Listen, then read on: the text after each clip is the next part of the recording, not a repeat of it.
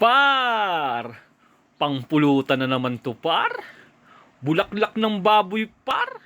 Napakabisa sa gin, par. Palambutin muna natin, par.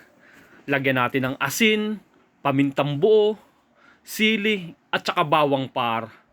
Palambutin natin, par, sa mababang apoy. Hanggang sa lumabas parang mantika niya, par. Pagpula niyan, par, bawasan natin parang mantika.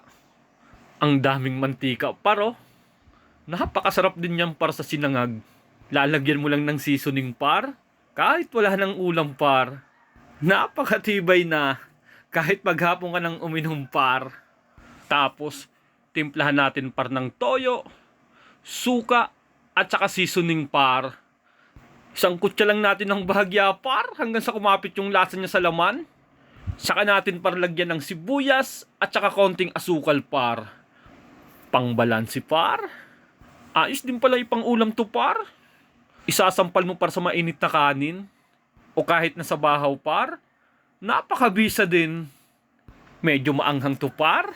May konting kagat. Bawal sa bata, par. Pangpulutan kasi namin to, par. Nabari ka ba, par, ng 4? Tara, par. Siya tayo. Salamat, par.